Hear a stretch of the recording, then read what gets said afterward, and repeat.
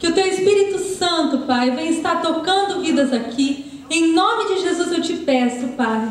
Porque não sou eu, não é as minhas palavras, mas é o Senhor. E que venhamos sair daqui sim, renovados pelo Senhor, com uma palavra nova que fique no nosso coração e que faça diferença em nome de Jesus. Eu não sou nada, Pai, mas eu peço a Tua ajuda e o Teu poder. Amém. Amém. Hoje eu vou estar ministrando algo bem simples, muito simples a mensagem de hoje, mas que eu creio e eu sei que tem poder nessa ação que o Senhor nos deu. Tem poder nessa palavra, que é fé. Fé. Você tem fé? Amém. Você tem fé? Amém. Hoje a mensagem que eu vou estar ministrando, na verdade, é se nós temos fé ou não. Então, se você tem ou se você não tem, hoje você vai saber se você tem agido em fé ou não. Será que você tem agido em fé? Será que você tem colocado a sua fé em ação? Amém? Alguém aqui quer ter certeza que quer colocar a sua fé em ação? Quer ter certeza que está colocando a sua fé em ação? Amém? Amém. Então aqui 3 pontos que me dão certeza de que eu estou colocando a minha fé em ação. A fé, ela é tão importante. O que diz lá em Hebreus 11:1? Vamos lá, não precisa nem abrir. O que diz lá? Não. O que é a fé? A fé é o fundamento das coisas que não se veem. Mas se espera. A fé é o firme fundamento das coisas que... Vamos abrir lá em Hebreus 11:1, gente. Vamos abrir lá em Hebreus 11:1. Vamos lá. Vamos lá, vamos todo mundo. Hebreus 11:1.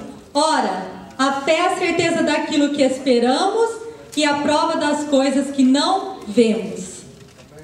Ou seja, fé é quando nós cremos que o que nós pedimos já aconteceu, já existe, pela fé, pela palavra, já existe. E eu queria que todos abrissem a Bíblia em Lucas, capítulo 7, do versículo 1 a 10. Vamos lá ver um pouquinho aqui sobre um homem que teve muita fé.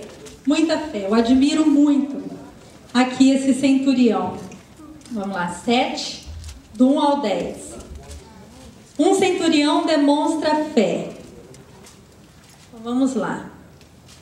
Tendo terminado de dizer tudo isso ao povo, Jesus entrou em Cafarnaum. Ali estava o servo de um centurião. O centurião estava ali? Não. Quem estava? O servo dele. Ali estava o servo de um centurião doente e quase à morte, a quem seu senhor estimava muito. Ele ouviu falar de Jesus e enviou-lhe alguns líderes religiosos dos judeus, pedindo-lhe que lhe fosse curar o seu servo. Chegando-se a Jesus, suplicaram-lhe com insistência: este homem merece que lhe faças isto, porque ama a nossa nação e construiu a nossa sinagoga. Jesus foi com eles. Já estava perto da casa quando o centurião mandou amigos dizerem a Jesus: Senhor, não te incomodes, pois não mereço receber debaixo do meu teto. Por isso, nem me considerei digno de ir ao teu encontro. Mas agora preste atenção. Mas dize uma palavra e o meu servo será curado. Dize uma palavra e o meu servo será curado. Pois eu também sou homem sujeito à autoridade, e com soldados sob o meu comando. Digo a um vá e ele vai, e a outro venha e ele vem. Digo ao meu servo faça e ele faz. Ao ouvir isso, Jesus admirou dele e, voltando-se para a multidão que o seguia, disse: eu lhes digo que nem em Israel encontrei tamanha fé. Então os homens que haviam sido enviados voltaram para casa e encontraram o servo como? Curado. A fé desse homem era tanta, que ele falou, diz para Jesus que ele não precisa vir até aqui, ele só precisa dar uma ordem. E eu quero estar falando aqui com vocês o primeiro passo que nós devemos ter. É pensar em fé. Pensar de maneira que você pense em fé. Esse centurião, ele pensou em fé. Ele já sabia que Jesus podia curar. Ele não precisava ir até lá. Você tem noção, você consegue ter noção do tamanho da fé que ele tinha? Ele tinha certeza que Jesus podia fazer aquilo. Uma amiga minha chegou para mim e falou assim, a Raquel, ela começou a falar os problemas dela. Eram problemas tão impossíveis de ser resolvidos, mas tão impossíveis de ser resolvidos, que eu não sabia nem o que falar. E ela começou então a falar da família dela, da vida dela, da saúde. E era tanta coisa, era uma tempestade. Eu falei, misericórdia, né? Pai, me ajuda a ter uma palavra para dar para ela, porque eu não tenho. Eu não sei o que dizer. É realmente impossível se eu for parar para pensar. Então eu virei para ela e disse, Raquel, eu creio que você tem que crer, você tem que ter fé. Falei para ela, você tem que ter fé. Mas assim, você tem que ter fé que lá no futuro tudo isso já resolveu. Falei pra ela. Porque Deus vai resolver tudo isso. Então não fica assim não. Ela estava chorando, estava lá desesperada. Eu falei, Raquel, ó, não fica assim. Não fica assim, descansa em Deus. Isso é fé. Isso foi o que sempre me ensinaram. Descansar em Deus. Confiar em Deus.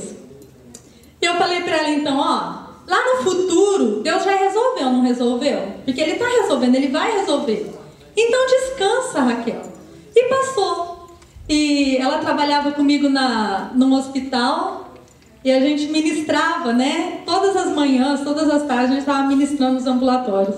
Aí chegou o dia da Raquel ministrar, ela toda alegre, feliz. Falei, nossa, que bênção, Deus já começou a resolver. Aí vai a Raquel lá, né? Então, todo lugar que passava ela falava a mesma palavra, assim como a Priscila me disse um dia. Creia que lá no futuro Deus já resolveu os seus problemas. Creia que lá no futuro Deus já te deu um milagre. No fim ela estava ministrando para mim, porque isso ficou no meu coração. Aquela palavra que eu dei no momento que eu creio que foi o Espírito Santo, porque eu não sabia o que falar. Mas é assim que Deus quer que a gente haja, com fé, no pensar só. Pensar em fé é o quê? É você crer que lá no futuro Deus já resolveu. Ou não resolveu? O problema que você tem, Ele vai resolver? E lá no futuro já não resolveu? É ou não é? A gente pode pensar em fé? É ou não é? Isso é pensar em fé. É quando você sabe que já foi resolvido. Não agora, ainda não, mas eu creio. Então eu já penso... Eu não preciso mais me desesperar, eu não preciso mais me entristecer. Quantas pessoas têm problemas e aí fica naquela vida de murmuração, de tristeza. E sabe o que acontece? O tempo fica maior ainda para se resolver aquele problema. Se você tem um problema e você crê que Deus vai resolver ele, então você pode crer que Deus já resolveu ele. Amém. Quem é que tem um problema de novo? Quem tem um problema? Você crê que Deus já resolveu lá no futuro, mas já resolveu? Eu não sei se o futuro para você é um dia, eu não sei se o futuro para você é uma semana, se é um mês, se é um ano, eu não sei, Deus sabe. Mas já resolveu. E por que vai ficar sofrendo até chegar lá? Sinceramente, perca de tempo. É perca de tempo. É ou não é? É perca de tempo. Engraçado, né? Que a gente perde tanto tempo às vezes. Porque você tem aquele problema e você fica preocupado com aquele problema o tempo inteiro. Eu preciso resolver. E na verdade você não está colocando a fé em ação. Porque quem tem fé, descansa. Quem tem fé não fica preocupado, descansa. Quem tem fé não fica triste. Descansa e se alegra no Senhor. Amém? Hoje nós estávamos conversando com um casal que teve o casamento deles restaurado. É incrível como Deus age assim na maioria das vezes. Enquanto a gente luta para resolver o problema, Deus não resolve. Alguém aqui já passou por isso? Enquanto você está fazendo pelas suas forças, enquanto você está tentando resolver aquele problema, não resolve. A hora que você desiste, resolve.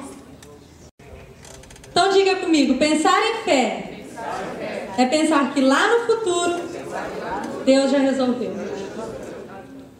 Quem tem um problema, diga comigo, lá no futuro, meu problema, Deus já resolveu. Eu descanso, eu confio. Em nome de Jesus, em nome de Jesus.